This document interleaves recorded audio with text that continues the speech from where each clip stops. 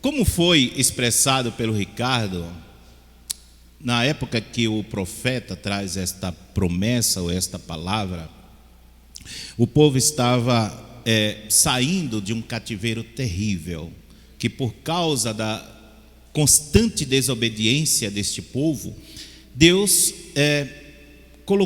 permitiu que eles fossem presos, cativos, e perdessem sua cultura, sua terra, e várias coisas aconteceram por vários anos, até que Deus, que havia dado uma promessa, libertou esse povo, e agora havia toda uma promessa para que eles, a partir daquele momento, fossem um povo abençoado. Então, também isso aconteceu conosco, amém?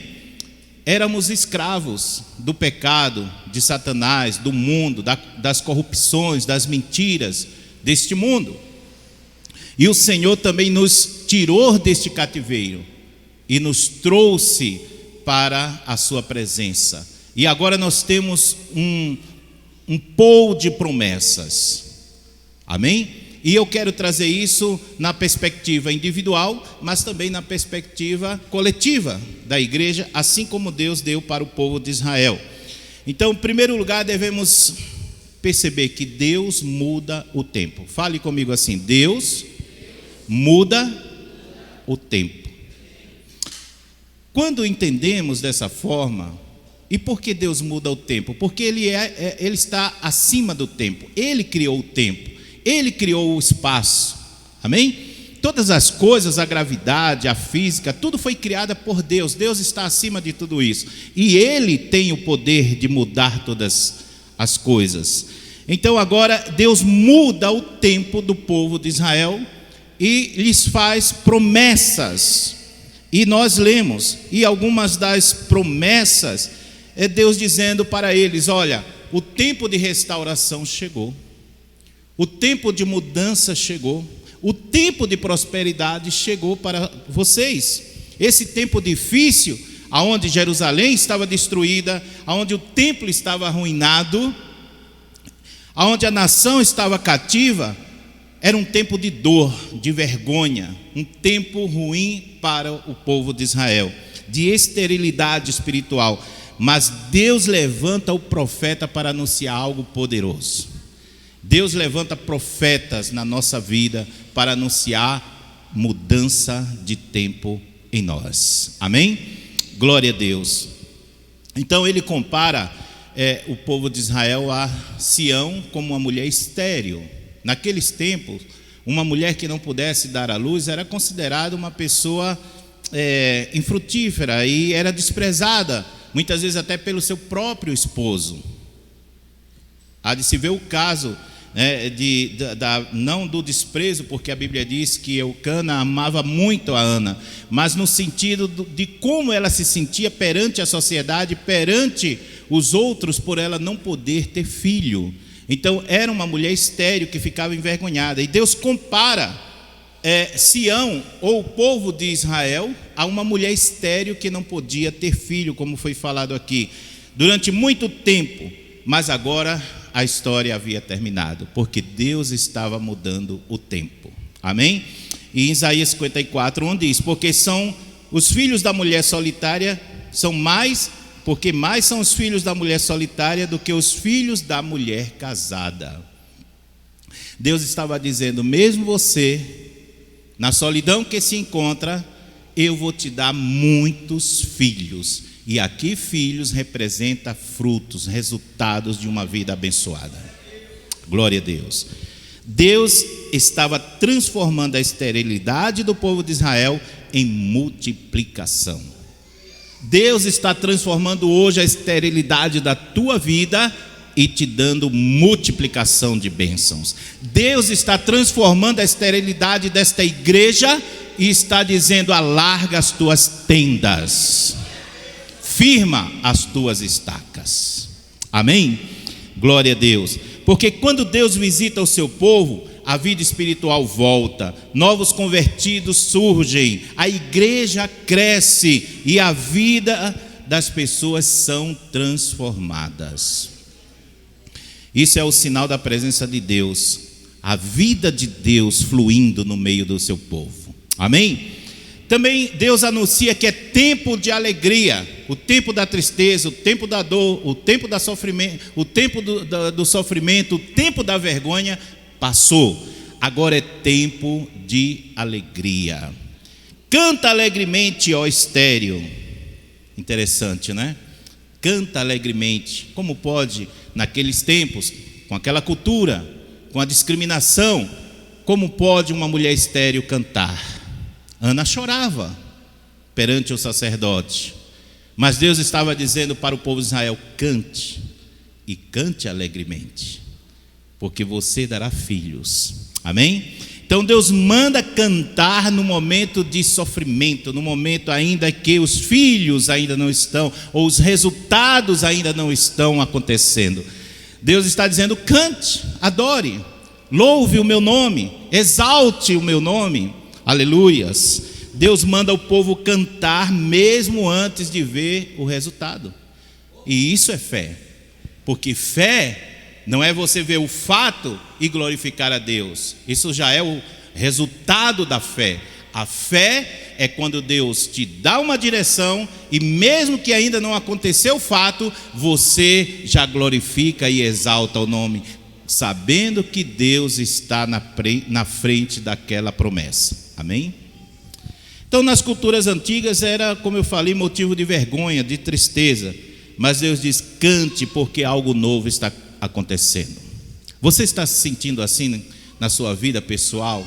Você está se sentindo de alguma forma envergonhado, triste, estéril? Eu quero te dizer: comece a cantar, porque é tempo de alargar as tendas, é tempo de crescimento, é tempo das bênçãos de Deus fluir sobre a tua vida, sobre a tua família. Deus está dizendo: cante alegremente, mesmo na condição em que você se encontra. Quando Deus restaura o seu povo, Ele traz alegria, esperança, vida nova e frutos, resultados espirituais. Amém? Uma igreja viva não pode permanecer estéril. Uma igreja viva é uma igreja cheia do Espírito Santo. Fale comigo: uma igreja viva é uma igreja cheia do Espírito Santo. Um crente cheio do Espírito Santo, uma igreja cheia do Espírito Santo, ele ganha vidas. Amém? O seu testemunho vai adiante e as pessoas o observarão e dirão: este é o homem de Deus, esta é uma mulher de Deus.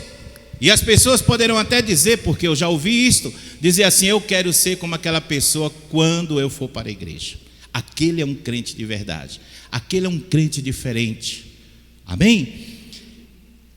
Então Deus restaura o seu povo, enchendo do Espírito, e esta pessoa também discipula outras pessoas. Ela ensina, ela é um parâmetro, ela é um professor. O Espírito Santo a conduz para que outras pessoas aprendam da parte do Senhor. E esta pessoa também restaura famílias.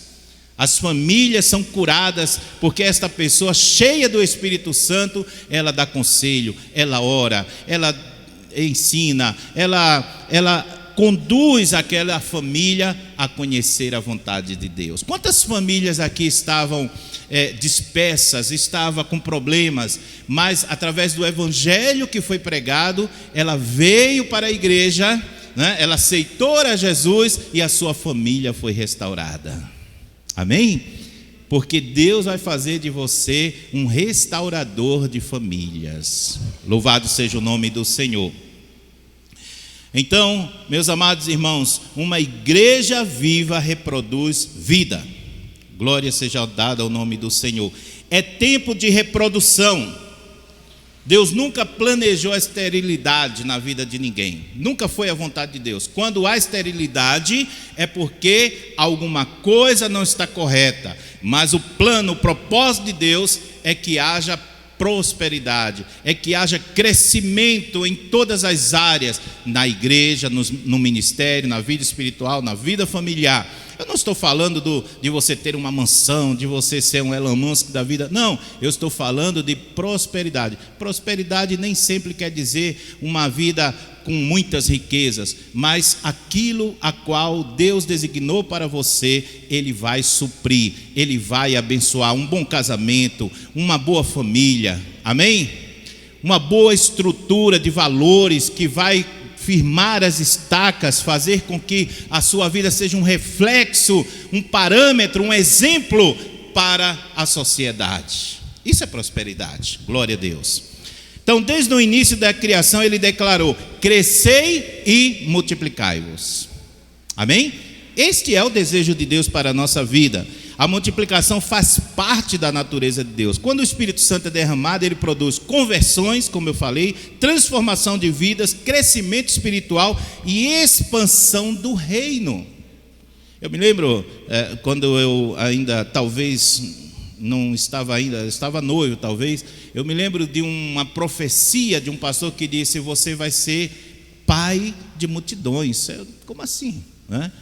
E quantas vidas já passaram por esse ministério? Quantas vidas já aceitaram a Jesus? Tem uma irmã que ela não vem mais à igreja por ela estar, idosa, e esta igreja não larga seus idosos. Você pode até não conhecer, mas eu e a Cíntia, a gente está sempre visitando, dando a ceia, indo na casa dessas pessoas. O pastor Leandro e a irmã Cris conheceu, a irmã Maria, fomos lá. E então, esta irmã, ela tem muitas lembranças boas, e ela diz assim: pastor Jetro, olha, sabe fulano de tal? Sei, que foi ganha lá na Shalom, lá no comecinho, sei. Olha, ela hoje tem na família dela 2 pastores, tal pessoa da família dela é crente, a família dela está na Bahia, já tem pessoas lá ganhando almas para Jesus. Ela dando relatório, amém, do que este ministério já fez e está fazendo na vida das pessoas. Muitas pessoas que passaram por esta igreja tiveram que ir para outros lugares, por mudança e etc. Mas estas pessoas foram abençoadas, impactadas e restauradas através deste ministério. E por quê? Porque uma igreja cheia do Espírito Santo, ela reproduz, amém? E ela traz transformação na vida das pessoas. Mas gerar filhos espirituais exige entrega e renúncia. O cristão, ele tem que ter uma vida pautada na renúncia, porque o mundo oferece muitas coisas bonitas, muitas coisas boas, mas que não são agradáveis aos olhos do Senhor. Então exige renúncia, posicionamento, assim como o parto envolve dores. Algumas pessoas querem viver a fé, mas não querem ter compromisso.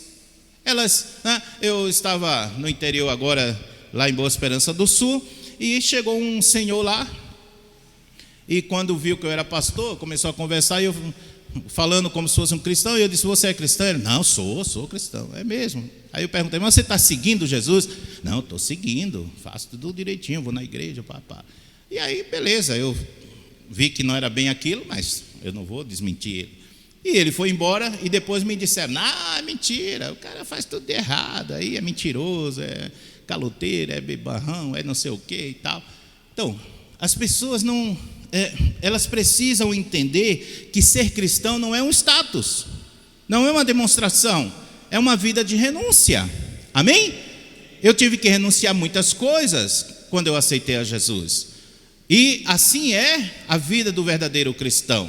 Então hoje nós temos muita gente se dizendo cristão, mas os verdadeiros cristãos são conhecidos por Deus, são aqueles que renunciam, amém? Vivem uma vida pautada por uma renúncia, por uma entrega total a Cristo.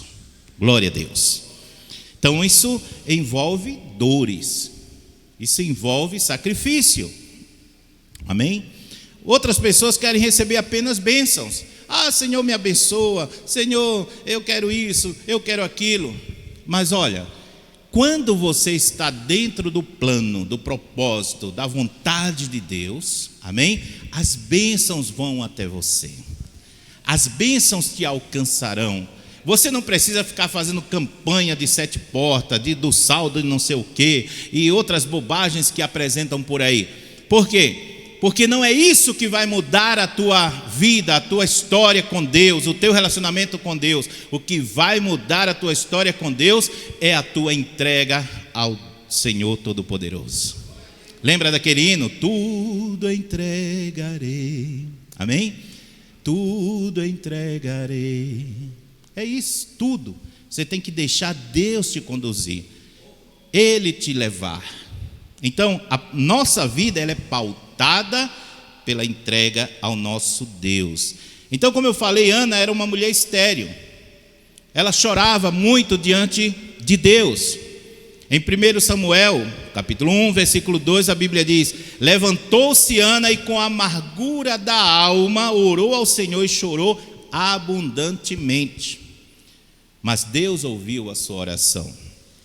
E Ana gerou a quem? Um dos maiores profetas da nação de Israel. Amém? Repitam comigo: grandes milagres e grandes colheitas nascem de oração e entrega. Amém? Então, se você quer viver um grande milagre e quer ter uma grande colheita, tenha uma vida na oração e de entrega ao nosso Deus. Quando a igreja clama, Deus responde. Aleluias. É tempo de ampliar a tenda. Então diz o texto: alarga o espaço da tua tenda. Muitos filhos estão chegando, a casa precisa crescer. Amém? Você precisa ampliar, você precisa ter visão. A Bíblia diz, eu acho que foi o Guido ontem que leu, esse texto em Provérbios, quem não tem visão perece. Então é verdade, uma pessoa que não tem visão. Eu estava, como eu falei, reformando a minha casa lá no interior, e eu levei um rapaz daqui que até pintou a igreja esses dias, e ele disse assim: pastor, eu acho interessante assim, você planeja o que vai fazer no outro dia e dá tudo certinho. Eu trabalho há tanto tempo com um monte de gente, o cara planeja, quando chega dá tudo errado, aí grita, xinga, fala alto. Eu já tive que dizer: não vem falar alto comigo não, E você é calmo, você diz: amanhã a gente vai fazer isso, vai ser assim, tal parte na manhã, tal parte da tarde, não sei o quê, e dá tudo certinho, Poxa, eu estou gostando muito de trabalhar com você. Por quê? Porque Deus nos dá visão. Amém? Quem não tem visão perece. Tem pessoas que vivem pelo impulso do momento. Ela vai no shopping center e ela não se planeja, aí ela sai de lá com um monte de dívida. Ela vai em uma agência de carro, ela não se planeja, ela sai de lá com uma dívida muito grande. E ela sai com a vida toda bagunçada, porque ela não tem planejamento, ela não tem visão. Ela não sabe gerenciar os seus negócios, ela não sabe gerenciar a sua vida, e aí ela vai vivendo de impulso, de momento, de emoções. Aquela música do Roberto Carlos, cuidado com ela, viu? São muitas emoções. As pessoas querem viver de emoções, mas quem vive de emoção não vive de planejamento. Amém? É melhor você se emocionar depois que você planejou, depois que você executou e agora colher os resultados. Aí sim, você então vai se emocionar, olhar para a sua conquista, por aquilo que você organizou, planejou, gerenciou, administrou da forma correta, e você vai dizer: eu conquistei, eu consegui. É assim que nós temos que agir. Para largar a tenda, nós precisamos ter uma visão. Isso não fala apenas de espaço físico, fala de preparação para o crescimento. Você tem que se preparar. Se vai casar, hoje temos um casamento, à tarde. Se vai casar, tem que haver a preparação, não é assim? Se vai gerenciar uma empresa, se vai começar, tem que haver a preparação. Eu lembro de uma estatística muito tempo atrás, que na Europa, não sei se hoje ainda é assim, porque isso vai fazer mais de 15 anos, na Europa, para se obter lucro de uma empresa que estava começando, os europeus esperavam em média de 5 a 7 anos para ter algum lucro. Durante esse período era só investimento. Os americanos, aproximadamente uns 3, 4 anos, e os brasileiros, com 6 meses já quer ter lucro. E aí o número de empresas que fecham no Brasil, abrem e fecham, é muito grande. Por quê? Porque quer viver de emoção, não se prepara para um verdadeiro crescimento estável, organizado. Então, nós precisamos ter esta visão. Para alargar o espaço da tenda, uma igreja, ou na sua vida pessoal, precisa ampliar a visão. O que é uma visão? Uma visão é uma fotografia do futuro. Amém? Você está no presente projetando o seu futuro. Você está visualizando através da sua imaginação. E aí você vai se organizar, se preparar para que você consiga alcançar aquele objetivo. Isso é uma visão. Quando você vive somente, aí tem aquela ilustração que meio clichê, né? Da galinha e da águia, né? Que as pessoas que não têm visão olham sempre como a galinha para baixo, enquanto a águia voa e ela tem uma visão ampla, não é isso?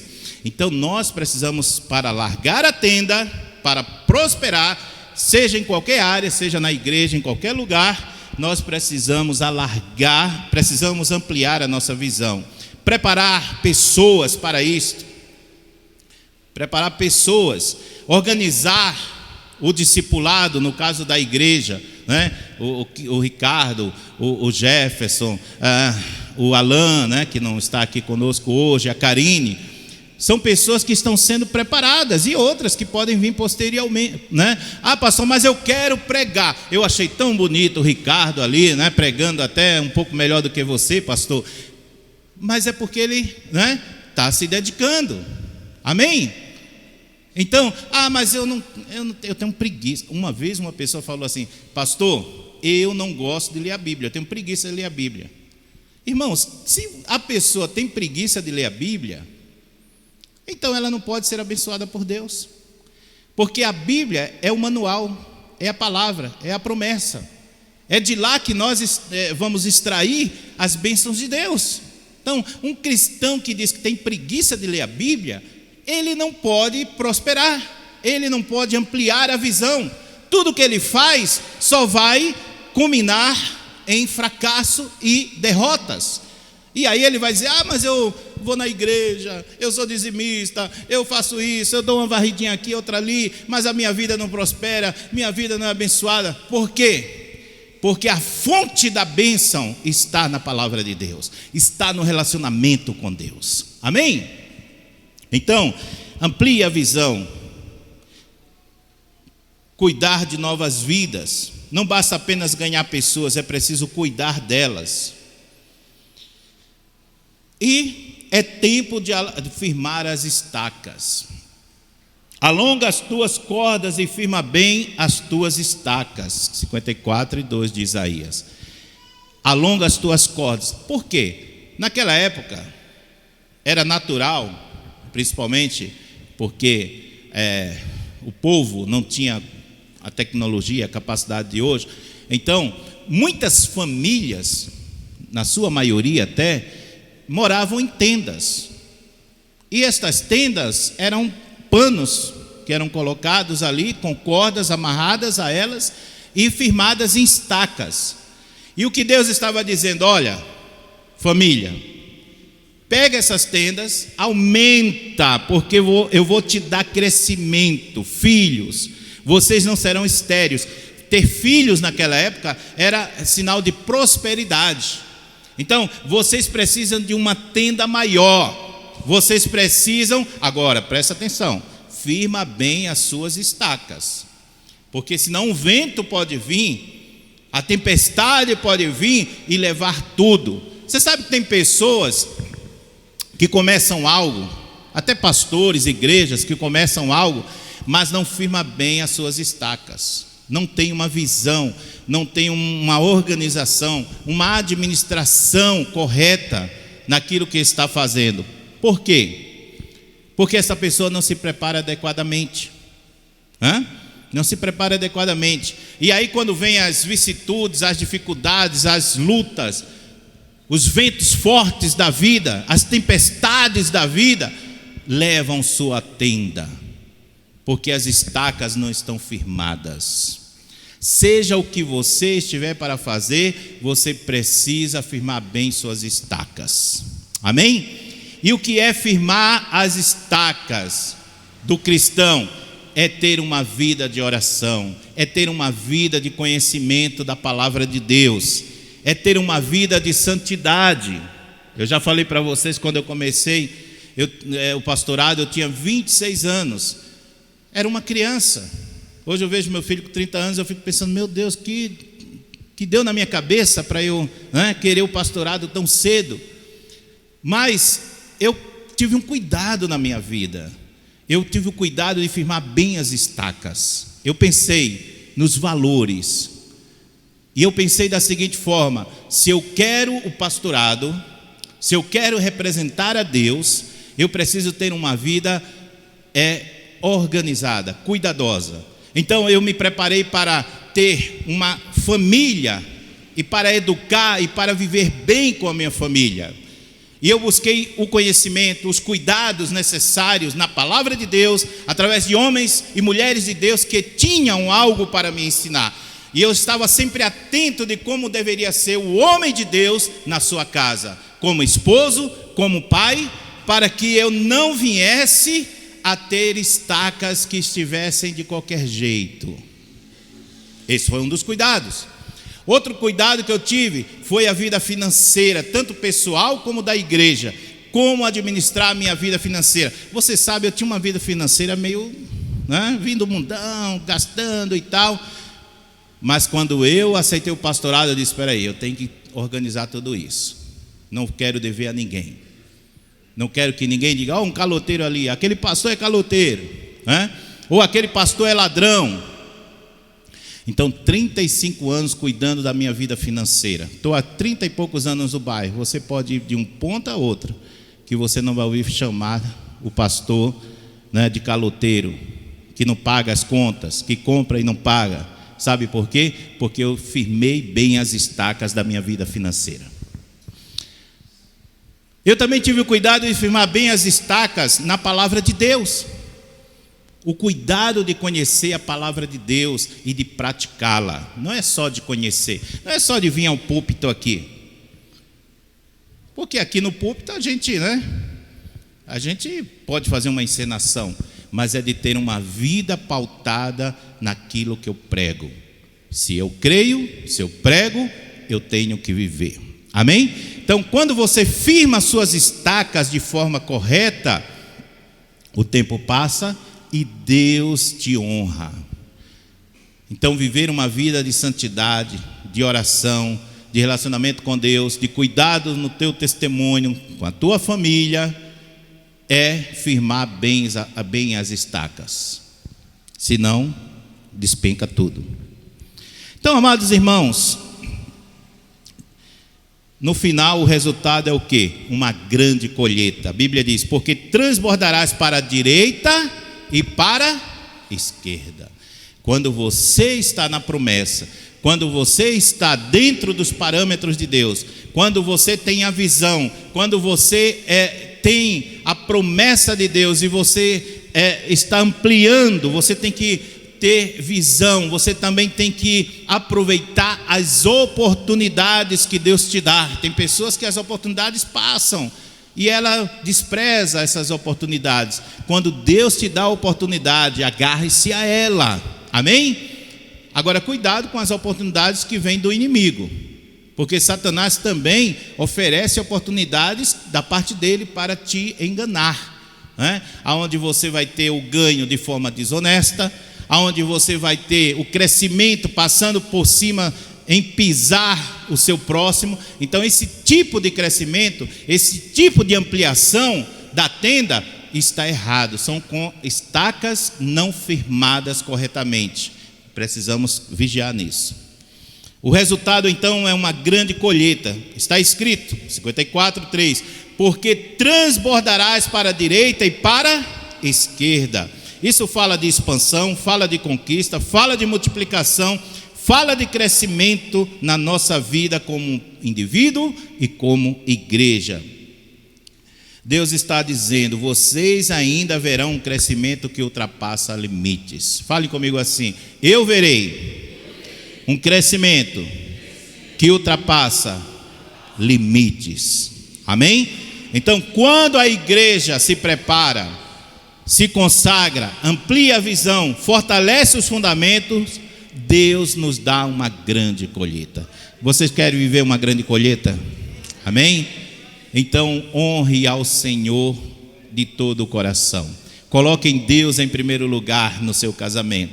Eu estava falando ontem aqui, eu conheci pessoas que às vezes aí nasce um filho, aí fica 30 meses sem vir na igreja porque não pode tomar sol, não pode tomar chuva. Não, olha o bebezinho da Rafaela ali, ó. Quantos meses tem? 1 mês, olha só, ela já está aqui, trouxe para a igreja. É assim que Deus vai honrar a vida dela.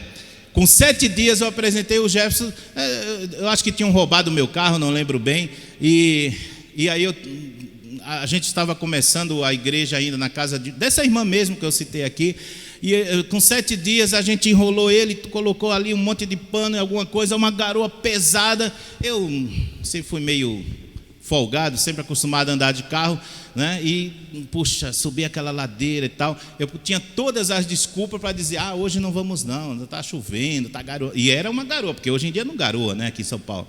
E nós subimos aquela ladeira, fomos lá na casa, debaixo de garoa, com 7 dias de 7 é isso? 7 dias de nascido. Você lembra, Jefferson? Claro que não.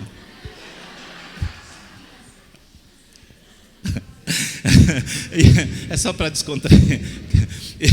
E aí levamos ele, aquela garoa pesada, irmãos. Está aí, ó, pregando a palavra. Nunca deixei de vir. Eu não. Foi crescendo. Pai, hoje eu não vou na igreja. Não, agora, hoje é que você vai na igreja. Hoje é o dia de você ir. Hoje é o dia especial.